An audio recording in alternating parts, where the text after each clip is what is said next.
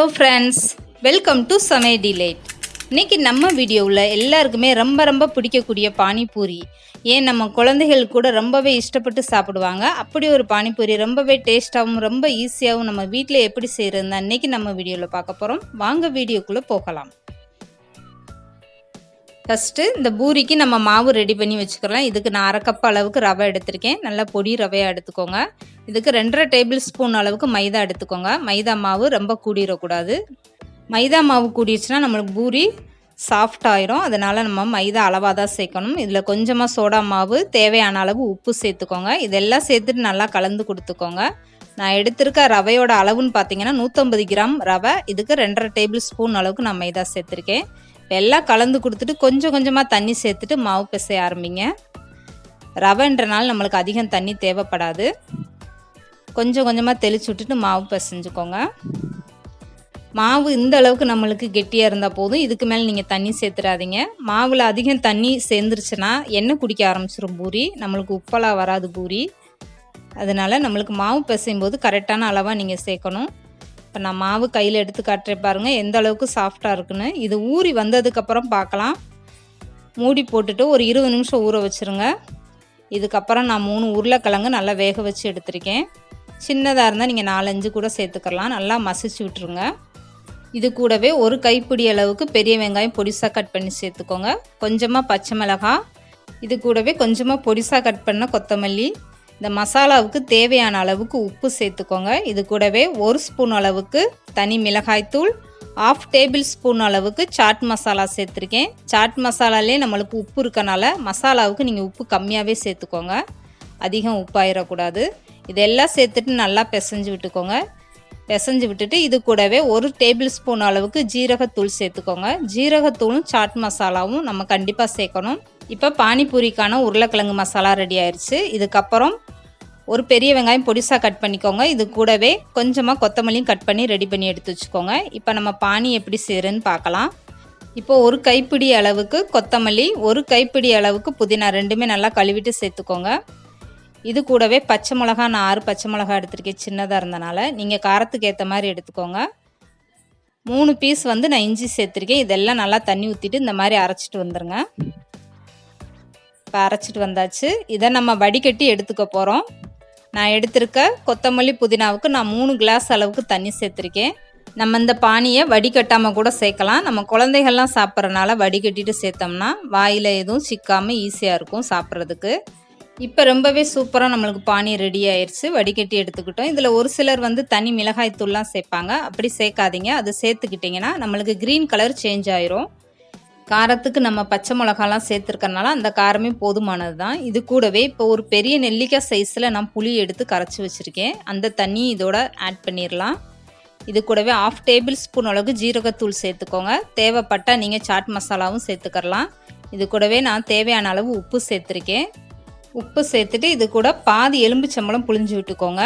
பழம் ரொம்ப பெருசாக இருந்ததுன்னா பாதி போதும். நம்ம ஆல்ரெடி புளியெல்லாம் சேர்த்துருக்கனால ரொம்ப புளிப்பாயிரும். இதெல்லாம் சேர்ந்துட்டு இப்போ கலந்து கொடுத்துருக்க. இப்போ சூப்பராகவே நம்மளுக்கு பானி ரெடி ஆயிடுச்சு.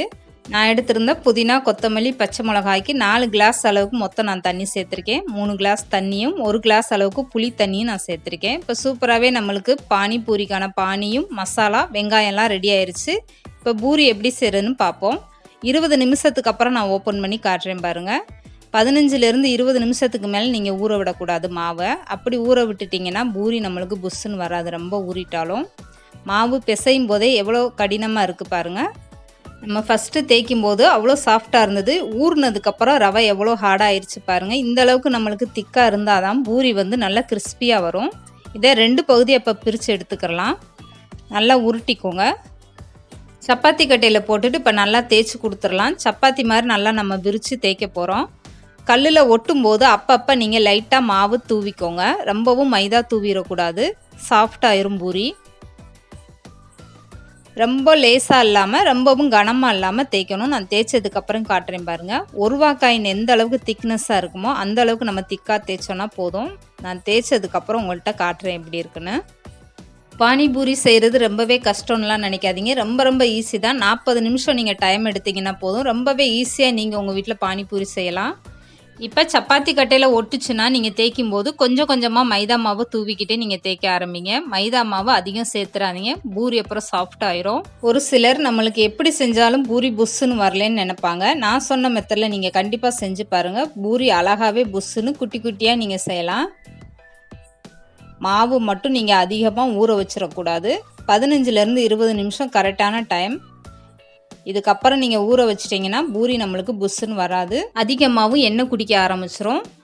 இப்போ இந்த அளவுக்கு நல்லாவே நம்ம தேய்ச்சாச்சு. இதை அச்சு வைக்கிறதுக்காக நான் சின்ன வாட்டர் பாட்டில் மூடி எடுத்திருக்கேன். நீங்கள் இல்லைன்னா ஒரு கிண்ணத்தோடைய மூடியை கூட எடுத்துக்கலாம். இந்த மாதிரி குட்டி குட்டியாக நீங்கள் அச்சு வச்சு எடுத்துக்கோங்க. இந்த அளவுக்கு பூரி வந்து கரெக்டான சைஸ். இது வந்து நம்ம அப்படியே சாப்பிடும்போது கரெக்டாக இருக்கும். இதுக்கப்புறம் இருக்க எக்ஸ்ட்ரா மாவை நீங்கள் எடுத்துகிட்டு வேஸ்ட் பண்ண வேணாம். இதே மாதிரி நீங்கள் உருண்டையாக உருட்டிட்டு திரும்ப பூரி பண்ண ஆரம்பிக்கலாம். இப்போ நம்மளுக்கு சூப்பராகவே குட்டி குட்டி பூரி ரெடி ஆயிடுச்சு பாருங்கள். நான் எடுத்திருந்த ரவைக்கு எனக்கு 30 பூரி தாராளமாக வந்துச்சு. இப்போ ரொம்பவே சூப்பராக நம்மளுக்கு குட்டி குட்டி பூரியெல்லாம் ரெடி ஆயிடுச்சு பாருங்கள். இந்த அளவுக்கு நம்மளுக்கு திக்காக இருக்கணும். சப்பாத்தி மாதிரி நீங்கள் லேசாக தேய்ச்சிட்டிங்கன்னா பூரி உப்பி வராது. இந்த அளவுக்கு திக்னஸ் இருக்கணும். ரொம்பவும் திக்காக தேய்ச்சிட்டிங்கன்னா சீக்கிரமாகவே பூரி வந்து சாஃப்ட் ஆயிரும். அதனால தான் நம்ம இந்த கணத்தில் தேய்ச்சோன்னா போதுமான அளவுன்னு சொல்கிறது. இப்போ நம்மளுக்கு பூரி ரெடி ஆயிடுச்சு. எண்ணெயை காய வச்சுட்டு இதை பொரிச்சு எடுத்துடலாம். இந்த மாதிரி ஒரு தட்டில் எடுத்து வச்சு ரெடி பண்ணி வச்சுக்கோங்க. இப்போ எண்ணெய் காஞ்சிச்சு, நான் ஒவ்வொரு பூரியாக போடுறேன். ஆரம்பத்தில் ஸ்டவ்வை ஃபுல்லாகவே வச்சுக்கோங்க. பூரி போட ஆரம்பித்ததுமே நீங்கள் ஸ்டவ்வை மீடியமாக வச்சுக்கோங்க. ரொம்பவும் குறைக்கக்கூடாது. மீடியமாக வச்சுக்கிட்டு நீங்கள் பூரி போட்டு எடுக்கணும்.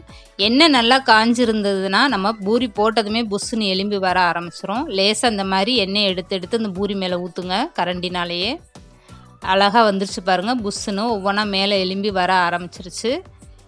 இந்த மாதிரி நீங்கள் ஒவ்வொரு பூரியும் போட்டு எடுத்துக்கோங்க.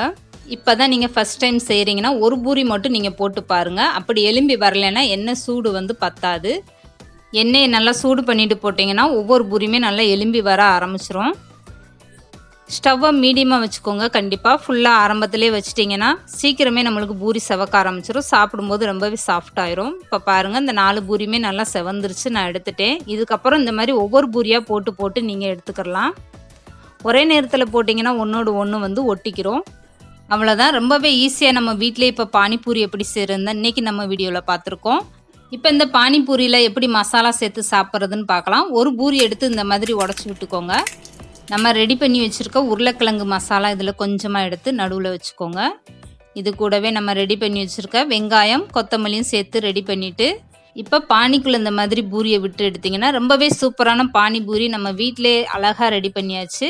இதை கண்டிப்பாக நீங்களும் உங்கள் வீட்டில் ட்ரை பண்ணி பாருங்கள். இந்த வீடியோ பிடிச்சிருந்தா லைக் பண்ணுங்கள், ஷேர் பண்ணுங்கள். மறக்காமல் சமையல் டிலைட் சேனலை சப்ஸ்கிரைப் பண்ணுங்கள்.